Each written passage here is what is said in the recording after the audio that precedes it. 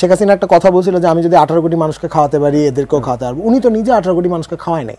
এবং এখন পুরো জিওপলিটিক্যাল অবস্থা বলেন বা ওয়ার্ল্ড অর্ডারের যে অবস্থা, এখন তো এই টাইপের বাজেট সব জায়গায় কমে আসছে। ইউএসএইডের অবস্থা দেখেন। সো এটা তো অত্যন্ত চিন্তার বিষয়। কক্সবাজারের অর্ধেক রিক্সাওয়ালা নাকি হচ্ছে এখন রোহিঙ্গা জনগোষ্ঠী, এরকম একটা আলাপ আছে। তো রোহিঙ্গার শেষ প্রশ্নটা আপনাকে করবো। আমি একটু যেটা বলছেন যে আন্তর্জাতিক একটা অ্যাটেনশনের ব্যাপার, স্যারও বলছেন যে ধীরে ধীরে কিন্তু ফান্ডিংটা কমা শুরু করেছে।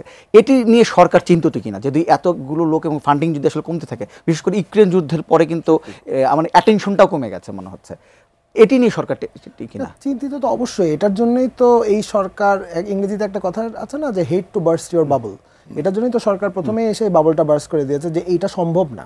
যেভাবে রোহিঙ্গাদেরকে আমরা আশ্রয় দিয়েছি এটা ফিউচার লেন্থে পসিবলই না। এবং এটা আপনি প্রথমত যদি আপনার ফান্ডিং কমেও না যেত, এটা ফিজিবল কোনো ইয়ে না। আপনার মনে আছে কিনা শেখ হাসিনা একটা কথা বলছিল যে আমি যদি 18 কোটি মানুষকে খাওয়াতে পারি এদেরকেও খাওয়াতে পারবো। উনি তো নিজে 18 কোটি মানুষকে খাওয়ায় নাই। বরং এই 18 কোটি মানুষের যারা মানে অতি কষ্টে অর্জিত ট্যাক্সের টাকায় এই ইয়েটা করা হচ্ছিল, প্লাস বাইরের ফান্ডটা আসছিল।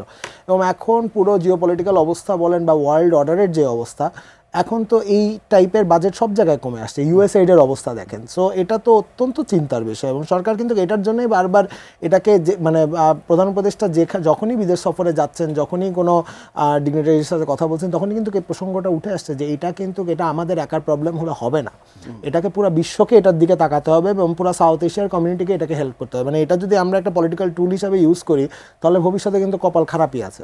যেটা লাস্ট 15 বছর ইউজ করা হয়েছিল, আপনি মানে এখন তো কথাতেই হয় লাস্ট 15 বছরে স্যারও আমার সাথে একমত হবেন যে কক্সবাজারের অর্ধেক রিক্সাওয়ালা নাকি হচ্ছে এখন রোহিঙ্গা জনগোষ্ঠী, এরকম একটা আলাপ আছে। তো এবং এটা এমন একটা কমিউনিটি, আপনি ইজিলি কিন্তু চিটাগং কক্সবাজারের সাথে ঢুকে যাচ্ছেন। এদের ভাষার একরকম, একরকম, সো আপনি কোনোভাবে ডিফারেন্সিয়েট করতে পারবেন না।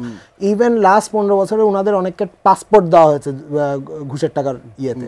সো এইটাকে আপনি কিভাবে করবেন? এটা তো অলরেডি আমাদের সাথে মিশে যাচ্ছে। এবং এটা যদি আরও ডেঞ্জারাস যাতে না হয়, মানে আমাদের এখনই এই বার্তা দিয়ে দিতে হবে যে ভাই এনাফ ইজ এনাফ, এটা সম্ভব না, আমরা একটা পলিটিক্যাল সলিউশনে যেতে চাই।